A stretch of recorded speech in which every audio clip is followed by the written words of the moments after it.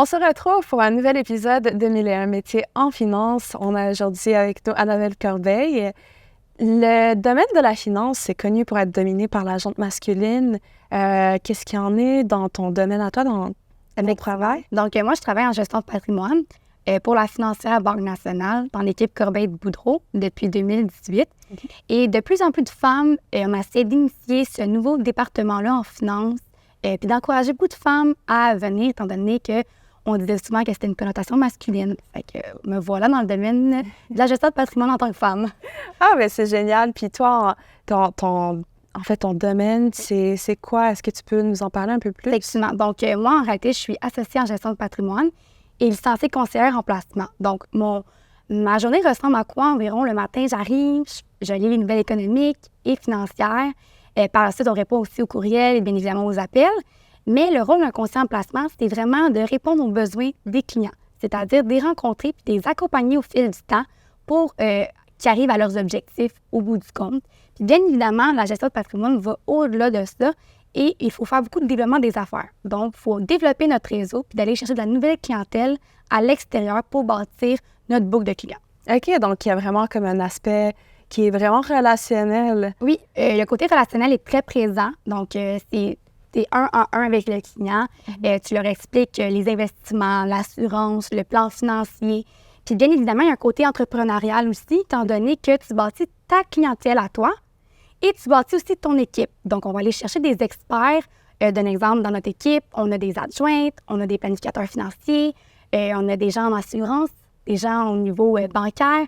Donc, tout ça fait en sorte c'est ça la gestion de patrimoine, puis les gens adorent ça étant donné que c'est un one-stop deal, on peut le dire. Ouais. Donc, excusez-moi du terme en anglais, mais c'est vraiment le fun étant donné qu'on peut accompagner le client de A à Z. OK. Donc, il y a quand même un aspect qui est vraiment plus travail d'équipe. Où oui. Vous êtes... OK, c'est bien. Oui, bien. Effectivement. On est une équipe de 7 personnes, puis on collabore avec des gens aussi en gestion de patrimoine, mais aussi à l'extérieur, comme des comptables, des avocats, des notaires, étant donné que la finance est assez large. OK. Ah, c'est le fun. C'est vraiment une solution complète pour les clients. 100%. Puis, en fait, toi, pour te rendre là, c'est à quelle université tu es allée? C'était quoi ton programme? Donc, je suis détentrice d'un baccalauréat en finance à l'ESG-UQAM.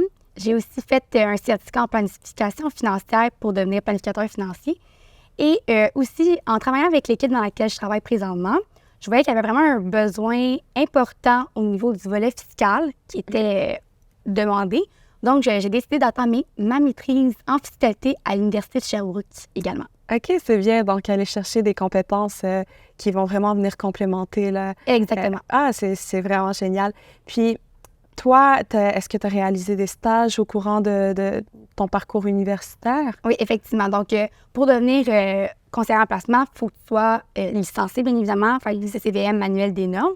Et par la suite, j'ai décidé de faire des stages pour tenter de voir s'il y avait d'autres départements aussi qui m'intéressaient. Donc, j'ai appliqué au siège social de la financière Banque nationale pour aller voir un petit peu le côté opérationnel. Et en même temps, j'étais sur le programme de mentorat de la financière Banque nationale. Donc, j'étais accompagnée d'un mentor au cours de mon parcours scolaire. Et par la suite, dans ma deuxième été, j'ai décidé aussi d'appliquer dans le programme de bourse des marchés des capitaux de la Banque nationale pour aller chercher une expertise de plus en analyse financière. OK, donc vraiment, ces programmes-là de mentorat en tant que tel, c'est quelque chose qui t'a aidé à propulser ta carrière? Oui, exactement. Honnêtement, ça m'a beaucoup aidé. C'est un programme qu'on est parrainé avec un conseiller en placement. Dans mon cas, c'était un conseiller en placement, étant donné que je m'en vais en gestion de patrimoine.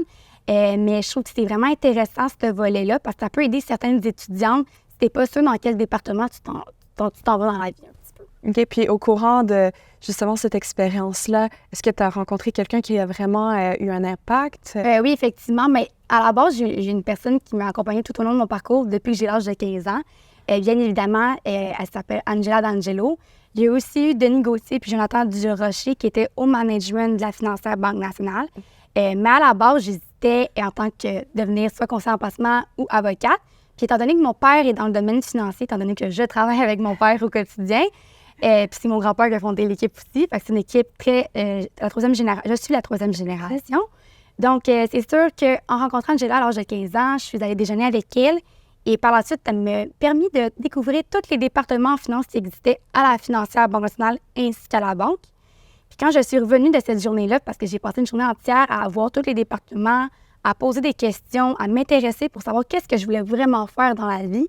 Puis quand cette journée-là va être gravée toute ma vie dans ma tête, je suis revenue le soir, j'ai dû prendre le métro pour venir, étant donné que j'habite à Laval. Puis je me rappellerai tout le temps que j'ai jamais regardé à droite et à gauche pour traverser la rue pour aller voir mon père. J'ai dit « Marc, je m'en viens dans ton domaine! » Donc, c'est grâce un petit peu à elle que j'ai découvert la gestion de patrimoine et c'est vraiment ma passion aujourd'hui puis mon métier de rêve. Donc, c'est vraiment quelque chose là qui est vraiment engravé dans votre famille. C'est un intérêt qui est vraiment partagé. Effectivement, on a un intérêt commun, étant donné que je pense qu'on est une famille. Ben, dans la base, ma famille, on aime ça aider les gens. Donc, la gestion de patrimoine, il y a un petit peu ce côté-là parce que tu redonnes aux gens. Ton but, c'est de réaliser les rêves de ces gens-là. Tu travailles pour eux, tu essaies de les aider à atteindre leurs objectifs personnels ou de compagnie. Donc, je trouve ça vraiment intéressant. Puis, tu vois le résultat au final. Étant donné que tu les accompagnes au cours de toute leur vie, tu vois le résultat qu'ils ont bâti leur entreprise. Tu vas faire même la vente d'entreprise avec eux, etc. Donc, il y a plein de choses que tu vois au cours des années. Et surtout qu'en étant la 3e génération, puis j'ai eu mon grand-père, mon père avant moi, on a des clients de longue date qu'on a. C'est drôle, j'ai une petite anecdote à compter. Il y avait un client il y a quelques semaines que je l'appelle juste pour renouveler ses échéances. Je me présente, Annabelle Corbeil. Je suis là pour vous aider, pour renouveler votre échéance. Puis là, le monsieur me pose la question. C'est drôle, tu as le même nom de famille que mon ancien conseiller en placement. Fait que là, j'ai dit oui, effectivement, c'est mon grand-père. Donc, le monsieur, c'est comme un peu ouvert à moi. Il m'a raconté plein d'histoires avec mon grand-père que moi-même, je ne savais même pas à la base. Donc, c'est vraiment beau de voir les histoires familiales qui perdurent au fil du temps. Puis notre équipe est vraiment bâtie de cette manière-là. Donc, c'est vraiment un plaisir de travailler dans cette équipe. Donc, le lien émotif est comme vraiment fort dans tout ce business familial en tant que tel. Exactement, oui, effectivement, c'est un beau lien familial qu'on a développé au fil du temps. Surtout, oui, avec l'équipe dans laquelle je travaille, mais avec les clients.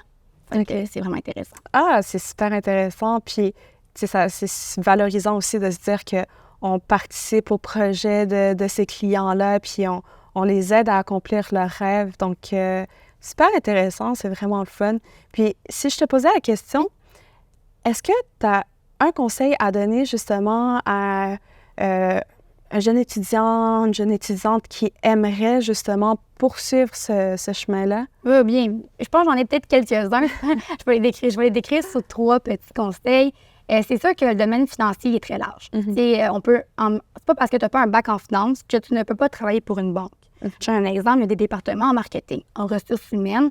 Donc, tu peux être détentrice d'un baccalauréat en ressources humaines et appliquer à une banque. Bien évidemment, moi, mon secteur, c'est un prérequis d'avoir un bac en finance ou en comptabilité. Mais au-delà de ça, il y a tellement de départements en finance. Ouais. Oui, c'est important de faire des stages pour découvrir son métier, mais je pense qu'il faut aller au-delà de ça pour trouver sa voie. Puis comment on peut trouver sa voie de cette manière-là? Je crois que c'est en posant des questions, en n'étant pas gêné, puis d'être curieux. De nos jours, on a plein de réseaux sociaux à notre disposition, par exemple LinkedIn, qu'on peut s'en servir pour dire, je donne un exemple, il y a une personne qui a un intérêt en gestion de patrimoine, souvent Annabelle Corbeil qui travaille en gestion de patrimoine, tu peux cliquer sur son profil, lui écrire, puis les gens sont très généreux de leur temps pour de vrai. Donc, je suis certaine que cette personne-là serait très intéressée à prendre un petit 15 minutes, un coffee chat, puis d'échanger avec cette personne-là. Donc, c'est sûr que d'être curieux, de ne pas être gêné, puis de poser des questions, c'est là que tu vas aller chercher ta plus-value pour découvrir ta voie. Ah, mais c'est super, c'est vraiment inspirant. Mais c'est souvent les gens, parfois, ils ont peur justement d'aller ajouter des personnes sur LinkedIn parce qu'ils se disent « Ah, ben peut-être que la personne va pas me répondre. » Mais ça, c'est vraiment le pire qui puisse arriver parce Exactement. que dans le meilleur des cas, ben, il va répondre puis c'est une opportunité qui va s'offrir à toi. Exactement. Puis quand cette opportunité s'ouvre à toi, prends-la. Vas-y. Pose des questions, arrive préparé, puis par la suite, il y a souvent une question clé que ma mentor me disait. Angela me disait souvent, OK, tu as rencontré cette personne-là, pose une question en retour. Par exemple, est-ce que tu as des noms de plus à me suggérer pour que je parle avec ces gens-là? Fait que ça fait en sorte que tu développes énormément ton réseau, puis ça permet par la suite de dire, OK, qu'est-ce que j'aime vraiment dans tout ce que j'ai développé? C'est sûr que ça ne se fait pas en criant ciseaux, ça prend un certain temps, mais c'est très intéressant à aller chercher.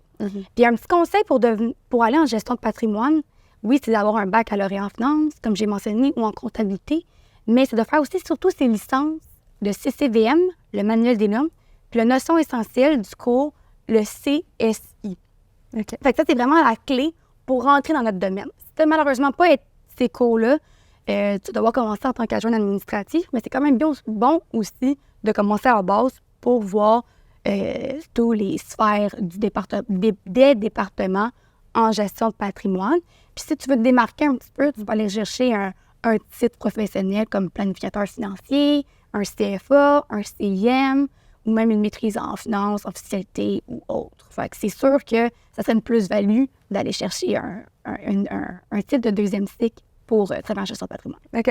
C'est super, c'est très inspirant, mais merci beaucoup. C'était très apprécié. Là. Merci de t'être entretenu avec nous. Restez avec nous pour visionner les prochains épisodes.